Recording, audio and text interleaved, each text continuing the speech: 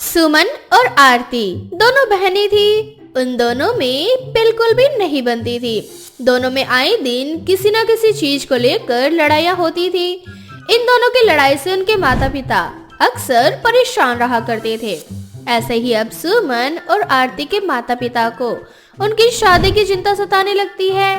और एक दिन सुमन की माँ और पिता दोनों आपस में बातचीत करते हुए एक दूसरे से कहते हैं, ना जाने कैसे इन दोनों बहनों का गुजर बसर होगा।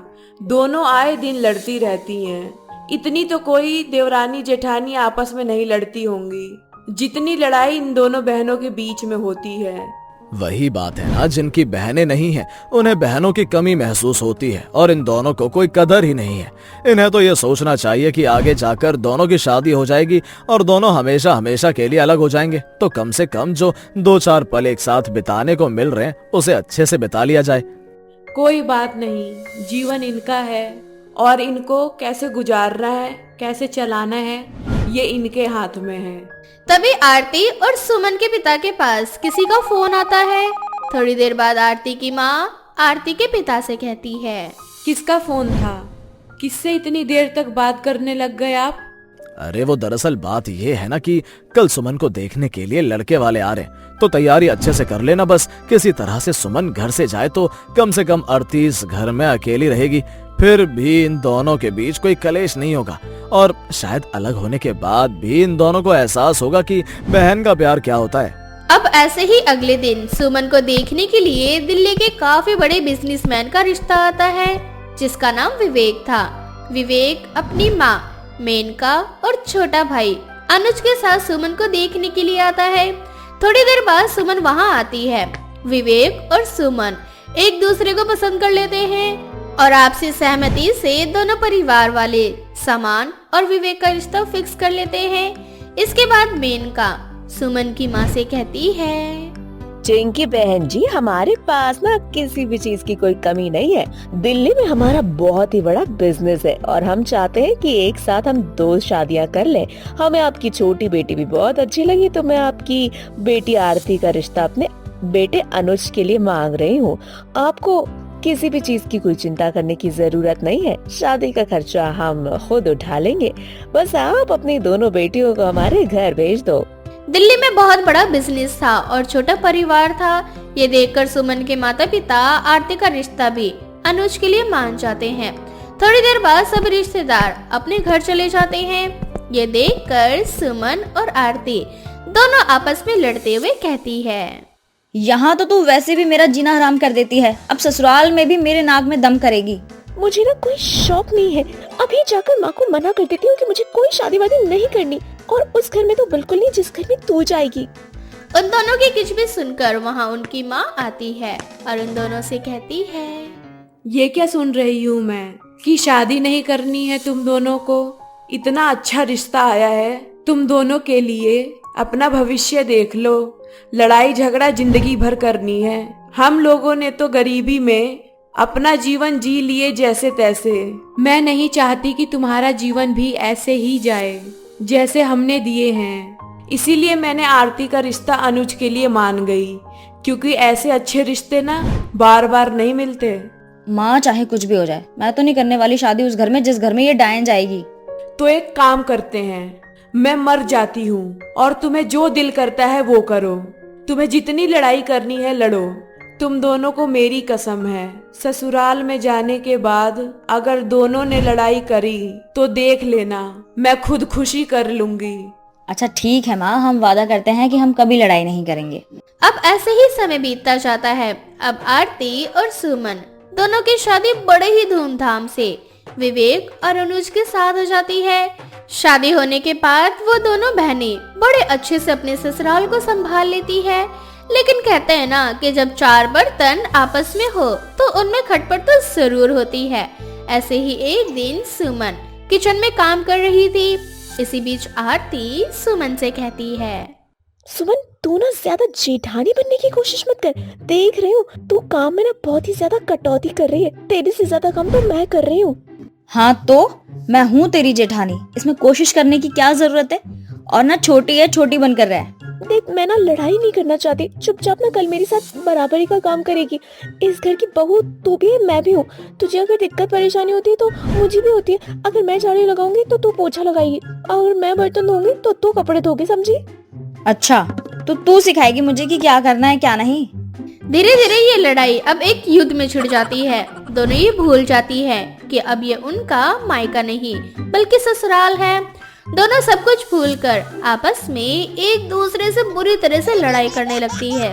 उनकी जोर जोर की आवाज सुनकर उनकी सास मेनका आती है और उन दोनों को फटकारते हुए उनसे कहती है, ये सब क्या है? तुम दोनों का मायका नहीं है, ये ससुराल है। पूरा का पूरा मच्छी मार्केट बना रखा है तुम दोनों ने। आखिर किस बात को लेकर तुम दोनों के बीच इतनी गंदी लड़ाई हो रही है? हाँ माँ जी, ये ना मुझसे छोटी है और मुझे ही सिखा रही है कि मुझे क्या काम करना है क्या नहीं करना है। मुझे तो यकीन नहीं हो रहा कि तुम दोनों सगी बहनें हो। तुम दोनों को सगी बहनों का मतलब पता है? अरे शुक्रिया अदा करो भगवान का कि भगवान ने तुम्हें बहन बनाकर भेजा है।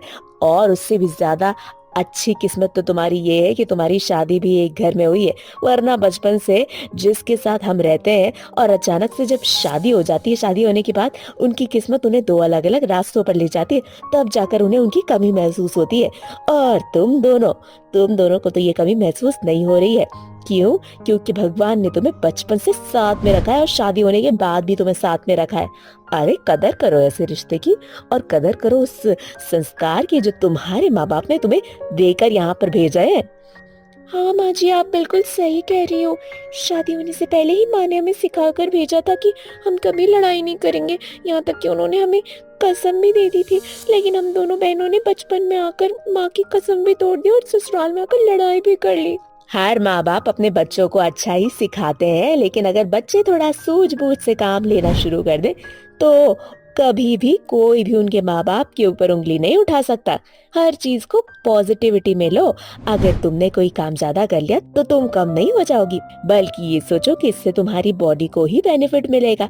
अगर तुम ज्यादा काम करोगे तो तुम्हारी बॉडी हमेशा फिट रहेगी, और कभी कम ज्यादा तो लगा ही रहता है। इसमें लड़ाई करने वाली कोई बात नहीं है। मैं हमेशा बहन के लिए तरसती रही। मुझे बचपन में कोई बहन मिली नहीं, शादी होने के बाद देवरानी और जेठानी मिली है, इसलिए मैं ये कमी अच्छे से महसूस कर सकती हूँ, समझी? सास की बात सुनने के बाद अब उन दोनों को खुद पर शर्मिंदगी महसूस होती है और दोनों अपनी सास से माफी मांगती है। इसके बाद दोनों बहनें एक दूसरे को गले लगाती है और हंसी खुशी फिर से मिलजुल कर अपने ससुराल में रहने लगती है। ज्योति, परिनिधि, अर्पणा तीनों देवरानी जेठानी थी। तीनों के पति की मौत एक एक्सीडेंट में हो गई थी। उनके पति जब एक कार में बैठकर कहीं जा रहे थे। परिवार में उनकी सास मंजू रहा करती थी। घर की आर्थिक हालत बहुत बुरी तरह से तहस नहस हो जाती है। ये देखते हुए तीनों एक फैसला लेती हैं। परिणीति और अपर्णा, तुम दोनों मुझसे छोटी हो और एक बड़ी जेठानी और बड़ी बहन होने के नाते मेरे मन में जो विचार आया है, मैं चाहती हूँ कि वो मैं तुमसे शेयर करूँ। घर की आर्थिक हालत जैसे बिगड़ रही है, उसे ठीक करने के लिए हमें अपना कोई रोजगार शुरू करना होगा। और माँ जी बूढ़ी हो चुकी हैं, आखिर कब तक उन्हें बुढ़ापे में ये सारी चीजें सहने को मिलेंगी। दीदी, यही मैं भी सोच रही थी। आखिर कब तक कर्जा मांग मांग कर हम अपना जीवन जिएंगे? अब जो कर्जा लेंगे हम उससे अपना रोजगार शुरू करते हैं। समझ में नहीं आ रहा कि ऐसा कौन सा काम करें। दीदी, मैं आप दोनों से छोटी हूँ, लेकिन मेरा दिल कह रहा है कि औरतें हमेशा चूल्हा चौका, घर का काम यही सब करती आई हैं, तो क्यों ना इससे रिलेटेड हम कोई काम करें।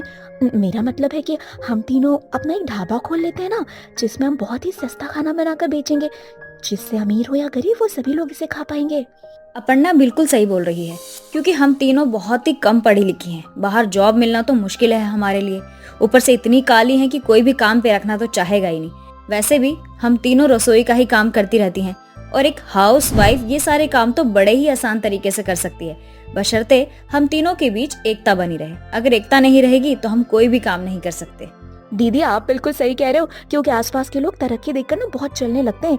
इसलिए हम तीनों एक दूसरे से वादा करते हैं कि हम किसी और के बहकावे में नहीं आएंगे और ना ही आपस में नफरत की भावना रखेंगे। तीनों देवरानी जेठानी मिलकर अपनी सास मंजू से इस बारे में बात करती हैं। आपसी सहमति से वो सभी मिलकर घर से कुछ ही दूरी पर एक ढाबा खोलती है और उस ढाबे का नाम मंजू का मशहूर ढाबा वो तीनों बहुएं रखती हैं। ढाबे पर बहुत ही स्वादिष्ट खाना बहुत ही कम दाम में मिलता था। जिस कारण आए दिन ग्राहक उन तीनों के ढाबे पर बने रहते थे। ज्योति जो कि ढाबे पर खाना बनाया करती थी और परिनिधि जो कि बर्तन साफ किया करती थी, तो वहीं अर्पणा सारे ग्राहक का ऑर्डर लिया करती थी और सारा का सारा हिसाब किताब देखा करती थी। अरे बहन जी, जरा गर्मा गर्म खाना लगा दो, बहुत भूखे हैं हम लोग। बस भाई साहब आप बैठे, आपका ऑर्डर अभी आता है थोड़ी देर में। तीनों मिलकर जल्दी जल्दी ग्राहक का ऑर्डर पूरा करती है। ग्राहक खुश होकर अर्पणा से कहते हैं, वाह बहन जी, क्या स्वाद है आप तीनों के हाथ में। धीरे धीरे बहुत ही ज्यादा मशहूर होती जा रही हैं आप तीनों।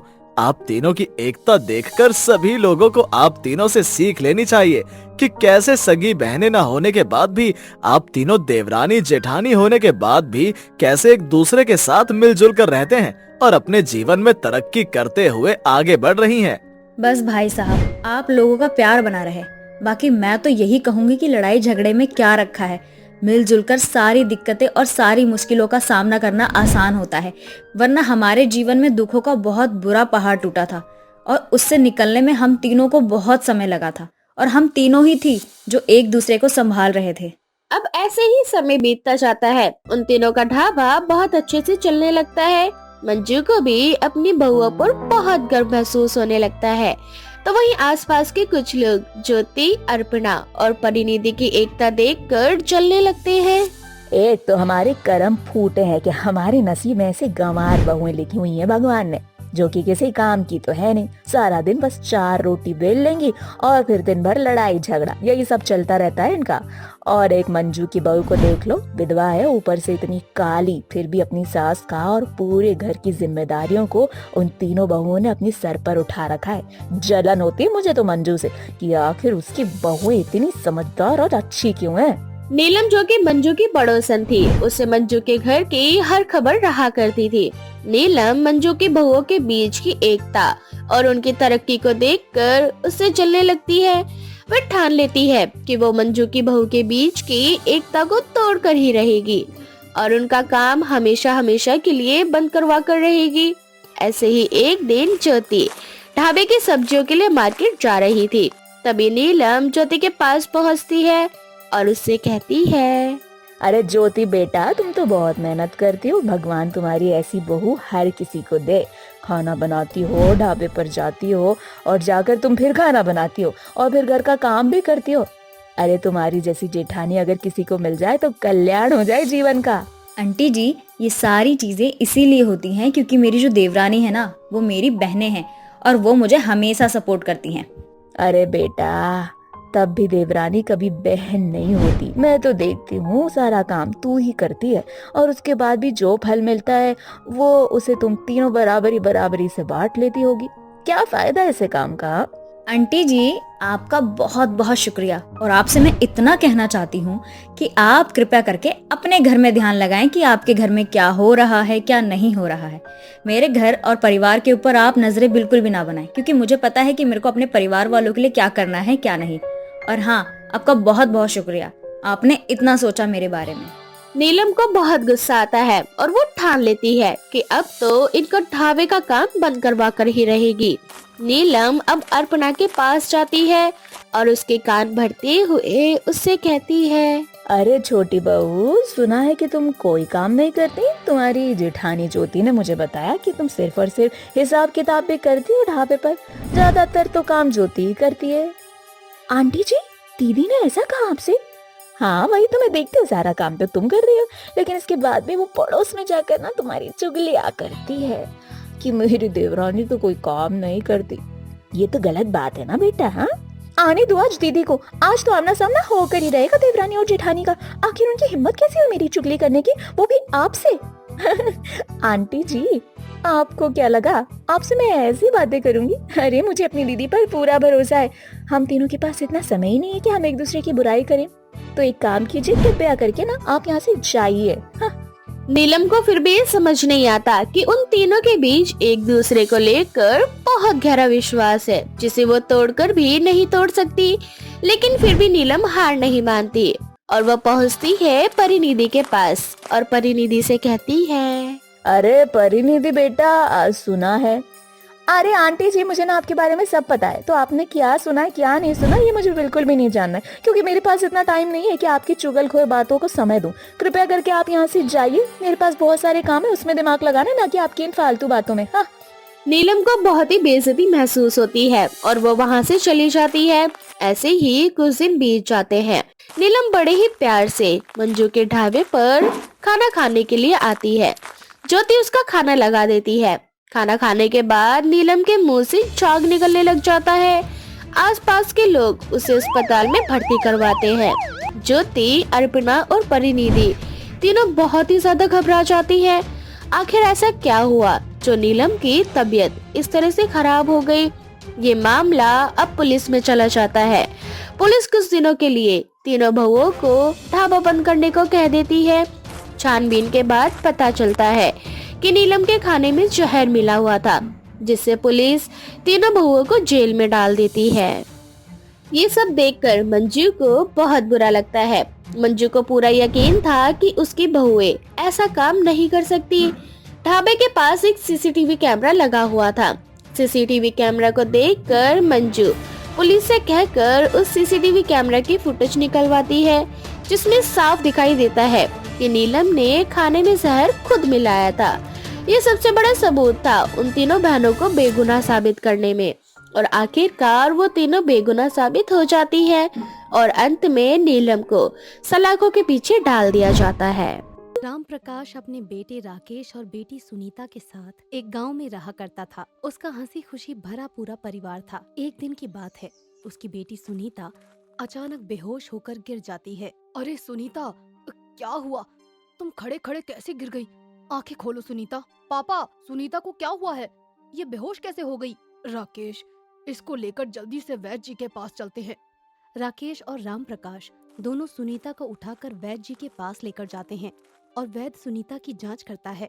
राम प्रकाश जी, तुम्हारी बेटी को किसी ने जहर खिला दिया है। अरे ये क्या कह रहे हो वैद्य जी? पिताजी, अभी थोड़ी देर पहले सुनीता खीर खा रही थी। खीर? खीर तो घर में बनी ही नहीं है। शायद किसी ने खीर में मिलाकर इसको जहर दे दिया है। वैद्य जी, इसको बचा लो, कैसे भी करके इसका जहर निकाल दो। राकेश, इसकी जड़ी बूटी लाना बहुत ही मुश्किल है। वैद्य जी, जहाँ पर भी इसकी जड़ी बूटी होगी मैं लाकर दूंगा आपको। आप बताइए तो सही। राकेश, हमारे गांव के पीछे जो ऊंची पहाड़ी है उसके पीछे घना जंगल है जिसमें काली नदी बहती है। उसमें एक कमल का फूल खिलता है। उस कमल के रस की बूंदों से सुनीता को ठीक किया जा सकता है। तो मैं ले आता हूँ ना, इसमें विचार करने वाली कौन सी बात है? कमल का फूल लाना बड़ी बात नहीं है, पर उस जंगल में चुड़ैलों का वास है। उस जंगल में जो भी जाता है बचकर वापस नहीं आता, और उस कमल की रक्षा एक चुड़ैल करती है जो किसी को भी उस कमल के पास नहीं जाने देती। कोई बात नहीं वैद्य जी, उस कमल का रस मैं लेकर आऊंगा। नहीं पिताजी, उस कमल का रस मैं लेकर आऊंगा। आप सुनीता के पास रुको, सुनीता को आपकी जरूरत है। पर बेटा, ये जंगल खतरों से खाली नहीं है, उसमें कई तरह के खतरे बने हुए हैं। पिताजी, मैं अपनी बहन के लिए उन खतरों से भी खेल जाऊंगा। जैसी तुम्हारी इच्छा बेटा। राकेश जंगल की ओर चल देता है और घने जंगल में पहुंच जाता है। तभी उसे जानवरों के चिल्लाने की आवाज सुनाई देती है। पहले तो वो डर जाता है और हिम्मत करके आगे बढ़ता है। चलते चलते अंधेरा हो जाता है। अरे ये रस्सी इस जंगल में कहाँ से आ गई? जैसे ही वो उसको हाथ लगाता है, वो रस्सी एक सांप होती है। राकेश डर के मारे सांप को छोड़ देता है और भागने लगता है। ऐसे अंधेरे में जंगल पार करना बहुत ही मुश्किल है, कहीं से आग का इंतजाम करना होगा। राकेश दो पत्थरों को घिसकर एक लकड़ी में आग लगा लेता है और उसको लेकर आगे बढ़ता है। चलते चलते वो उस नदी के पास पहुंच जाता है। चलो शुक्र है मुझे कमल के फूलों वाली वो काली नदी मिल गई। अब मैं ये कमल का फूल लेकर अपनी बहन सुनीता की जान बचा लूंगा। अरे यहाँ तो अभी हवा चल रही थी और पत्ता भी नहीं हिल रहा था, और ये अचानक से हवा का भंवर कहाँ से आ गया? जैसे तैसे वो अपने आप को संभालता है। तभी उसको ऐसा लगता है कि जैसे उसके पीछे से कोई गया है। इस घने जंगल में आखिर कौन है? अभी तो यहाँ कोई नहीं था। मेरे पीछे से ऐसा मुझे क्यों लग रहा है कि जैसे कोई गया है। वो इधर उधर देखता है पर उसको कोई नजर नहीं आता। तभी एक चुड़ैल हंसती हुई कौन हो तुम और इस जंगल में क्या कर रहे हो? राकेश पहले तो डर जाता है पर हिम्मत करते हुए वो खड़ा होता है। कौन हो तुम और मुझे डराने की कोशिश क्यों कर रही हो? पहले सवाल मैंने किया है। तुम इस जंगल में कौन हो? किसने तुम्हें इस जंगल में आने की इजाजत दी है? चले जाओ यहाँ से, कोई मनुष्य नहीं आ सकता। यहाँ चुड़ैलों का वास है। मैं तुम चुड़ैलों से नहीं डरता। कौन हो तुम जो इतना निडर होकर मुझसे बात कर रहे हो? जानते नहीं मैं चुड़ैल हूँ। पल भर में ही तुम्हें मारकर खा जाऊंगी। मेरा नाम राकेश है और मैं अपनी बहन के लिए यहाँ पर आया हूँ। बहन के लिए? मैं कुछ समझी नहीं। मेरी बहन सुनीता को किसी ने जहर दे दिया है और वो सिर्फ इस कमल के रस से ही ठीक हो सकती है। मैं अपनी बहन के लिए ये काली नदी का काला कमल लेने आया हूँ जिससे उसको इसका रस पिला सकूं और उसकी जिंदगी बचा सकूं। चुड़ैल आंख बंद करती है और कुछ सोचती है और बताती है। राकेश, तुम्हारी बहन को जहर तुम्हारे ही पड़ोसी ललित ने दिया था। वो तुम्हारी तरक्की और हंसी खुशी के परिवार से जलता था। इस वजह से उसने तुम्हारी बहन सुनीता को जहर दिया है। ये क्या कह रही हो तुम? तुम्हारी बात पर मैं विश्वास कैसे करूं? तुम्हें अगर मेरी बात पर विश्वास नहीं है तो कोई नहीं। अभी तुम्हें अपनी बहन सुनीता की जिंदगी को बचाना जरूरी है। मैं तुम्हारे भाई बहन के प्यार से बहुत खुश हूँ। तुम ये काला कमल ले जाओ और अपनी बहन को ठीक कर लो, पर मेरी एक शर्त है। मुझे तुम्हारी सारी शर्तें मंजूर हैं। मैं ये कमल तभी ले जाने दूंगी जब तक तुम मुझसे वादा न करो कि तुम मुझसे शादी करोगे। मुझे तुम्हारा व्यवहार बहुत अच्छा लगा और मैं तुमसे शादी करना चाहती हूँ। मैं अपनी बहन के लिए कुछ भी करने के लिए तैयार हूँ। आने वाली पूर्णिमा की रात को मेरे घर आ जाना, मैं तुमसे शादी कर लूंगा। चुड़ैल उसको कमल का फूल दे देती है और कमल का फूल ले जाकर राकेश सुनीता के मुंह में रस डाल देता है, जिससे सुनीता पूरी तरह से ठीक हो जाती है और राकेश सबको चुड़ैल से शादी करने की बात बताता है। अरे राकेश भैया, कैसा वादा कराए, तुम्हारी शादी एक चुड़ैल से कैसे हो सकती है? मुझे अपनी बहन की जिंदगी प्यारी थी। मैं अपनी बहन की जिंदगी के लिए एक चुड़ैल से शादी करने के लिए तैयार हो गया। उसके बाद मेरा कुछ भी हो, मुझे फर्क नहीं पड़ता। पूर्णिमा का दिन आता है। राकेश के घर चुड़ैल आ जाती है। राकेश, देखो आज पूर्णिमा की रात है और मैं तुमसे शादी करने के लिए आ गई हूँ। आओ हम शादी करते हैं। हाँ हाँ ठीक है, हम दोनों शादी करेंगे। अब मेरी बहन बिल्कुल ठीक है, मुझे मेरा वचन अच्छी तरह से याद है। राकेश और चुड़ैल की शादी हो जाती है। दोनों एक दूसरे के गले में माला डाल देते हैं। तभी चुड़ैल अपने एक नए रूप में आ जाती है। वो अत्यंत सुंदर और सुशील दिखने लग जाती है। अरे ये क्या हो गया तुम्हें? तुम तो एक चुड़ैल थी और एक परी के रूप में तुम यहाँ पर कैसे आ गई? हाँ राकेश, मैं एक परी हूँ। मुझे किसी ने श्राप दे दिया था जिसकी वजह से मैं एक चुड़ैल में बदल गई थी। पर जब मैंने उससे अपनी श्राप की मुक्ति जाननी चाही तो उसने कहा कि मेरे गले में कोई माला डालकर शादी करेगा तो मैं अपने असली रूप में आ जाऊंगी। और आज तुमने मुझसे शादी की है तो मैं अपने असली रूप में आ गई हूँ और मुझे चुड़ैल के रूप से मुक्ति मिल गई है।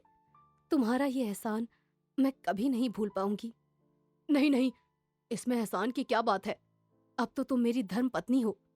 पर मुझे खुशी इस बात की है कि तुम्हें अब अपने चुड़ैल के श्राप से मुक्ति मिल गई है। राकेश उसके परी रूप को देखकर बहुत खुश होता है और दोनों अपना विवाहित जीवन शुरू करते हैं और राम प्रकाश से आशीर्वाद लेते हैं। राकेश बेटा, मैं तुम्हारे लिए बहुत खुश हूँ। तुमने बहुत ही नेक काम किया है। इस चुड़ैल को उसके श्राप से मुक्त किया और अपनी बहन को नई जिंदगी दी है। मैं तो चुड़ैल से शादी के नाम से ही डर गया था कि मेरे बेटे का क्या होगा, पर तुम्हारे साफ दिल ने सब कुछ सही कर दिया। हाँ पिताजी, आप सही कह रहे हैं। अब तुम दोनों हंसी खुशी अपना जीवन व्यतीत करो, यही मेरी दुआ है। राकेश चुड़ैल के साथ अपना जीवन जीने लगता है।